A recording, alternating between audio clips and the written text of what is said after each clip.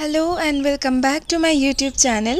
আজকে আমরা চলে এসেছি গডস ওন কান্ট্রি, কেরালার সবুজে মোড়া স্বপ্নের শহর মুন্নারে। যদি তোমরা অল্প সময়ের মধ্যে মুন্নারের সব থেকে সুন্দর আর মন কেড়ে নেওয়া জায়গাগুলো একসাথে এক্সপ্লোর করতে চাও, তাহলে এই ভিডিওটা শুধুমাত্র তোমাদের জন্য। আপনি অনলাইনে যে ডিটেলস পেয়েছেন বা দেখেছেন সবটাই সত্যি। নিজের পরিবার, বন্ধুবান্ধব, এমনকি একাও মেয়েরা এই জায়গায় গিয়ে ঘুরে আসতে পারবেন। সব দিক থেকে এটি সুরক্ষিত। নিজের জিনিস হারালে লোকাল থানায় গিয়ে পেয়ে যাবেন।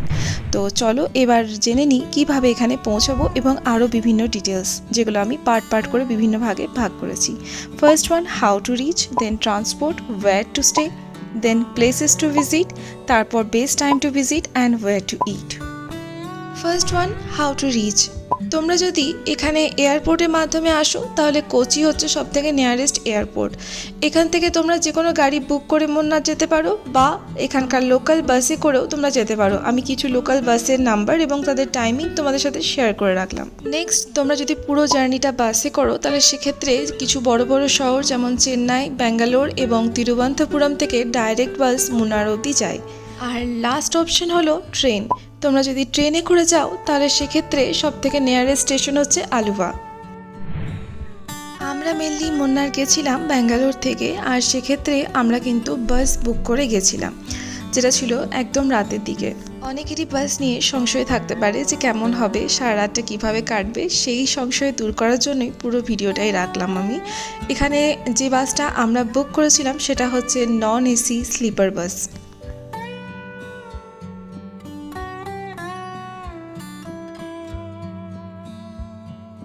পুরো পর্দা সরিয়ে একদম জানলা দেখতে দেখতে মানে শহরের মধ্যে দিয়ে তোমরা পৌঁছে যাবে মুন্নারের দিকে।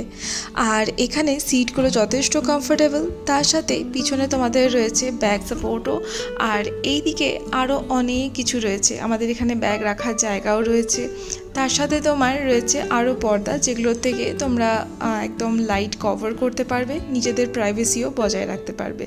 এখানে মোবাইল হোল্ডারও আছে, তার সাথে তোমরা চার্জিংয়ের পয়েন্টও পেয়ে যাবে। আর এই দিনটা স্পেশালিটি ছিল, সেই দিনটা ছিল আমাদের ম্যারেজ অ্যানিভার্সারি, আর সেই সেলিব্রেশনেই আমরা কিন্তু চলেছিলাম মুন্নারের দিকে।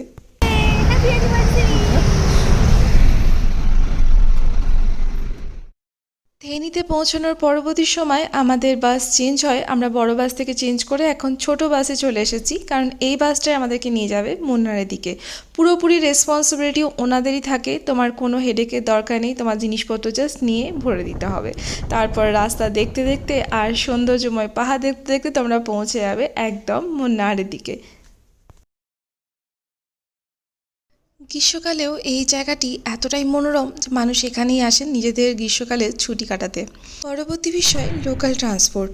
তোমরা এখানে ওলা উবের তো পেয়ে যাবে, তার সাথে সাথে গাড়ি বুকও করতে পারবে। আর এইখানকার লোকাল কিছু অটো পেয়ে যাবে, যেগুলোতে করে তোমরা চারিদিক ঘুরে বেড়াতে পারবে। এগুলো একটু চিপ হবে। পরবর্তী বিষয়, ওয়্যার টু স্টে। আমি বলবো তোমরা এই শহরের কোলাহলটাকে একটু অ্যাভয়েড করতে পারো।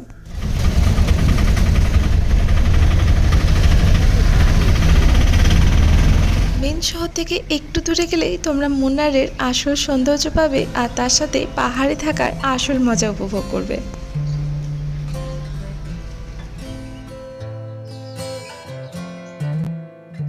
আমরা যে হোটেলটায় ছিলাম সেই হোটেলটার নাম হচ্ছে হোটেল শ্যামরক, আর এটা মেন সিটি থেকে মাত্র 3-4 কিলোমিটার দূরে। এই হোটেলটা পার্সোনালি আমার খুব পছন্দ হয়েছিল। কোয়ালিটি টাইম স্পেন্ড করার জন্য এর থেকে বেস্ট কিছু হতে পারে না, কারণ না তো এটা শহর থেকে খুব দূরে ছিল, আবার না তো শহরের খুব কাছে ছিল।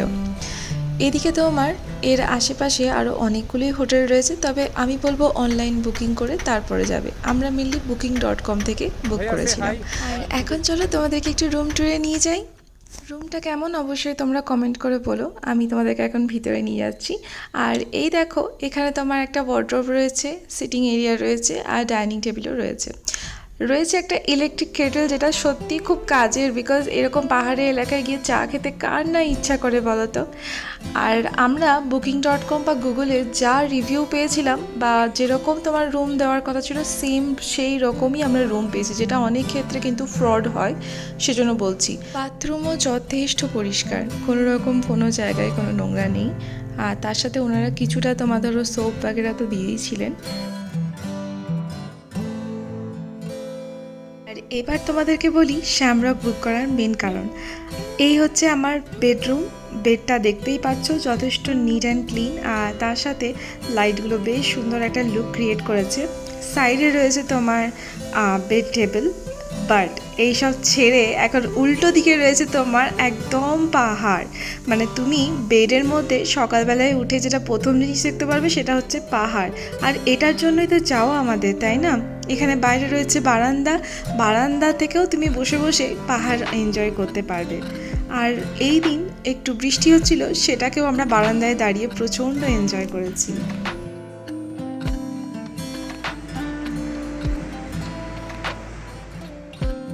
সকালবেলায় নিজের ব্যালকনিতে বসে এরকম একটা দৃশ্য এনজয় করতে পারবে যেখানে মেঘে ভরা আকাশ আর কুয়াশায় ভরা পাহাড় দুটোই রয়েছে।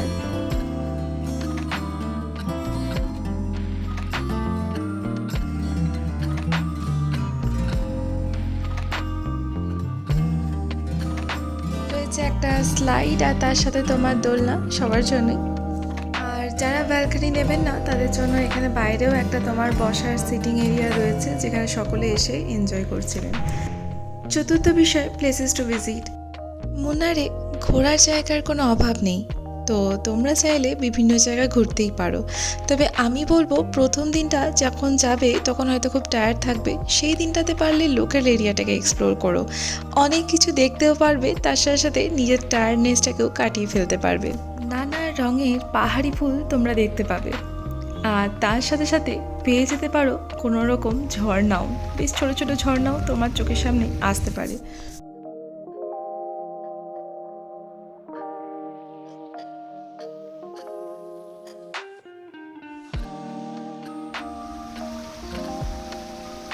দ্বিতীয় দিন আমরা প্রথমে গেছিলাম এরাভিকুলাম ন্যাশনাল পার্কে। কেরলের পশ্চিমঘাট পর্বতমালায় অবস্থিত এরাভিকুলাম ন্যাশনাল পার্ক, যেখানে আপনি বিরল প্রজাতির নীলগিরি থার দেখতে পাবেন। আর এখানে কিন্তু বেশ লাইন পড়ে, তাই সকাল সকাল গিয়ে কিন্তু দাঁড়াতে হবে।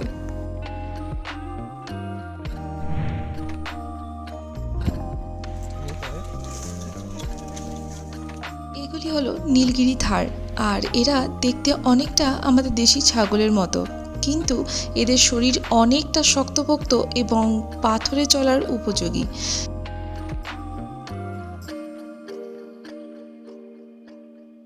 দূর থেকে আপনারা আনামুড়ি শৃঙ্গটাও এখান থেকে দেখতে পাবেন। আর পেয়ে যাবে ঝর্ণার জল।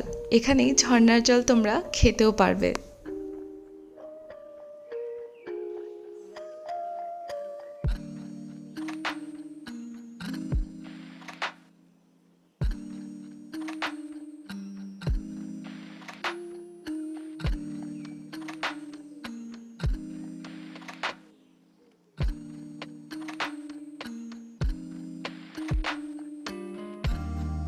আর আমাদের নেক্সট স্পট হলো এখন ফ্লাওয়ার গার্ডেন।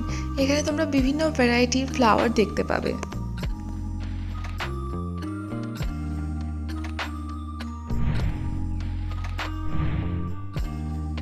নেক্সট হচ্ছে ফটো পয়েন্ট। এটা খুব সুন্দর একটা চা বাগানের এরিয়া। রাস্তায় আমরা প্রচুর বাইকার দেখেছি যারা সিঙ্গেলও চলেছেন বা দল বেঁধেও চলেছেন। আর এখন নেক্সট স্পটে চলে এসেছি, এটা হয়ে যাচ্ছে মধুপাট্টি ড্যাম। আমরা মূলত যেগুলো মেন স্পট সেখানেই যাচ্ছি, এর মাঝে অনেক এরিয়া রয়েছে যেগুলো কিন্তু আমরা স্কিপ করছি। আর এইখানে তোমার শপিং করার জন্য অনেক কিছু ছিল। মেনলি এই পরপর যা যা স্পটগুলো এখন পড়বে সবগুলোতেই শপিংয়ের কিছু না কিছু রয়েছে। হ্যান্ডমেড চকলেট তোমরা এখানে পেয়ে যাবে, আর তার মাঝে আমি একটা দোকান দেখেছিলাম যেখানে টেস্ট করে তারপর তুমি নিতে পারবে, তো সেই জন্য আমি এখানে কিছু চকলেট নিয়েছিলাম।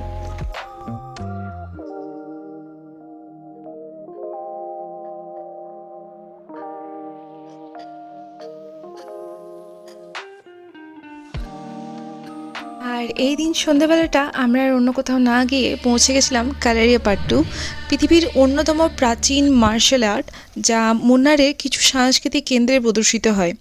দর্শকরা এখানে চমৎকার কৌশল, অস্ত্র ব্যবহার ও ঐতিহ্যবাহী যুদ্ধ কৌশলের প্রদর্শন উপভোগ করতে পারবে।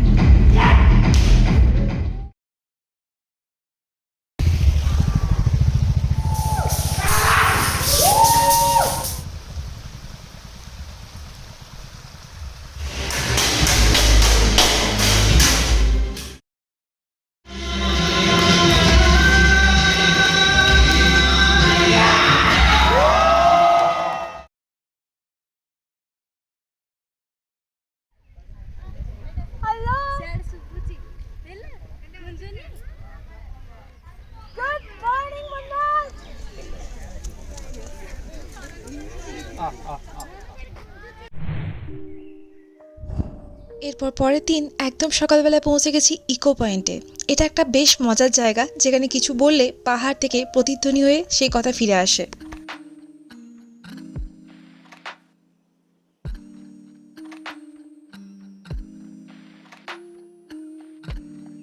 এদিন আমাদের দ্বিতীয় স্থান হয়ে যাচ্ছে কুন্দালা লেক।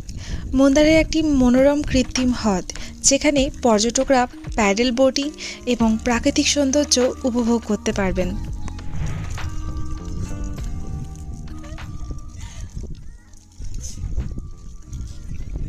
আর এই পথে যেতে যেতেই আমরা এক জায়গায় থেমে গেছিলাম। সেখানে সুন্দর একটা ছোট্ট গ্রাম রয়েছে।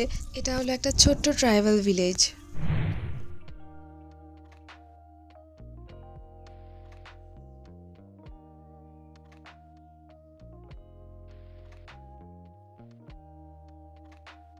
আর এখন আমরা পৌঁছে গেছি টপ স্টেশন ভিউ পয়েন্টে। এইটা মুন্নারের সব থেকে ফেমাস তোমার রুট বলতে পারো, মানে মাতুপাট্টি ডাইরেকশন যেটা। যদি তোমরা একদিনের ট্যুরে যাও তাহলে মাতুপাট্টি ডাইরেকশনটা শুধুমাত্র ঘুরবে, কারণ এই ডাইরেকশনে বহুত কিছু রয়েছে, এটা একদম মিস করবে না।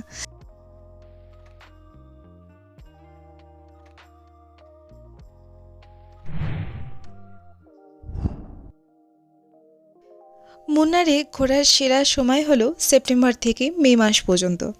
এই সময়ে আবহাওয়া ঠান্ডা ও মনোরম থাকে, যা ঘোরাঘুরি, ট্রেকিং এবং সবুজ প্রকৃতি উপভোগ করার জন্য উপযুক্ত।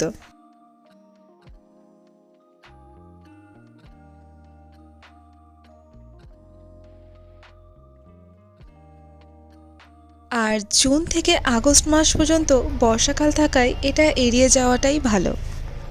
চলো এখন তোমাদের সাথে পরিচয় করিয়ে দিই আমাদের গাইড ও ড্রাইভার স্বামীজির সঙ্গে। মুন্নারে বিভিন্ন জায়গায় আমরা বিভিন্ন ড্রাইভারের সাথেই ঘোরাঘুরি করেছি, কিন্তু ইনি একদম আলাদা। মুন্নারের প্রতিটা কোণা, গাছপালা, প্রকৃতি সব কিছু নিয়েই এনার জ্ঞান ভীষণ গভীর।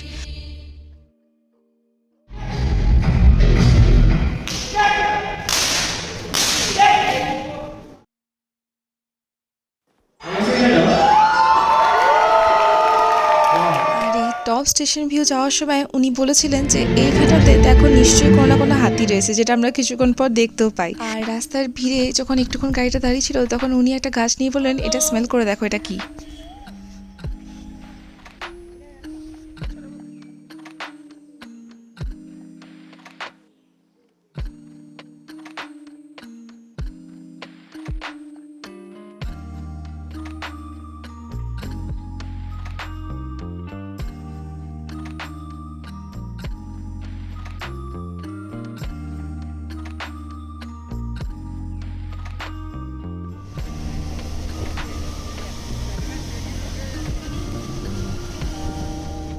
শুধুমাত্র জায়গায় নয়, উনি বিভিন্ন রকম গাছপালাও আমাদেরকে চিনিয়ে দিয়েছেন। আর এইভাবেই বেশ ভালোই একটা সময় আমাদের কেটে গেছে। আমার তো ভারী ভালো লেগেছে এই মানুষটাকে, তাই আমি শেয়ার করলাম। তার সাথে সাথে অনেক গ্রুপ উনি গাইড করেছেন, যেগুলো আমি তোমাদেরকে ছবিও শেয়ার করলাম। এখন নেক্সট পরে চলে আসি wire to it. Hotel shamrock choose করার আরেকটা কারণও হয়ে যাচ্ছে এখানকার খাওয়া দাওয়া। আমরা প্রথম থেকে রিভিউ দেখেছিলাম যে এখানকার খাওয়া দাওয়া খুব ভালো, আর সেটাও আমরা ওখানে গিয়ে পেয়েওছি। ব্রেকফাস্ট তো আমাদের এমনিতেও কমপ্লিমেন্টারি ছিল, আর তাছাড়া ডাইনিং স্পেসটা ছিল অনেকটা বড়। এখন ব্রেকফাস্টে কী কী ছিল সেগুলো তোমাদের সাথে শেয়ার করছি।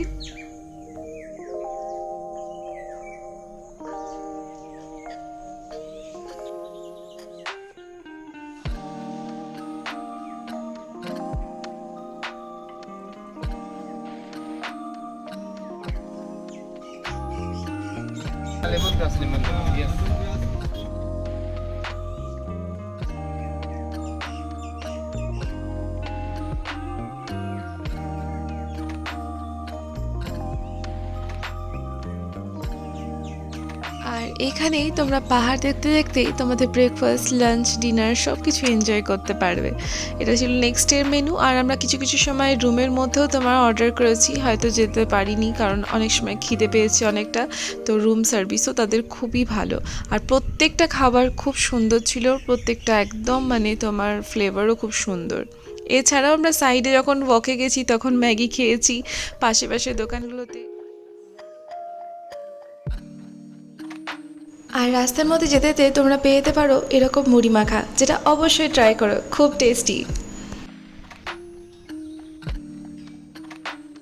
আর এখন মেন শহরের একটা তোমার বেকারি বলছি, এসএন বেক হাউস। এখানে না সব কিছু তোমরা বেশ ফ্রেশ ফ্রেশ জিনিস পাবে, তার সাথে টেস্টিও। বাচ্চাদের ক্ষেত্রে এটা ওদের পছন্দের জায়গা হয়ে যেতে পারে, কারণ এখানে বিভিন্ন রকম চকলেটও রয়েছে। আমরা বাইরে বসে এখানকার কেক ও চা একসাথে এনজয় করেছি। নেক্সট হয়ে যাচ্ছে হোটেল মহারানী। তোমরা যদি মেন শহরের মধ্যে রয়েছো তো এটা আর একটা স্পট যেখানে তোমরা খুব পেট ভরে খাবার পাবে এবং খাবার যথেষ্ট টেস্টি, তার সাথে রিজনেবলও। পিওর ভেজদের জন্য আর একটা প্লেস হয়ে যাচ্ছে শ্রী অন্নপূর্ণী, এটা শহরের মধ্যেই রয়েছে। তো নর্থের মানুষরা যদি সাউথে চলে এসেছো তো অবশ্যই মুন্নার যেও, একটা দিন ভালোভাবে এনজয় করে তারপর এসো। তো আজকের ভিডিও এখানে আমি শেষ করলাম, তোমাদের কেমন লাগলো অবশ্যই জানিও। নেক্সট ভিডিওতে আবারও দেখা হবে কোনো অন্য জায়গার সাথে। তো চলো টাটা, বাই বাই।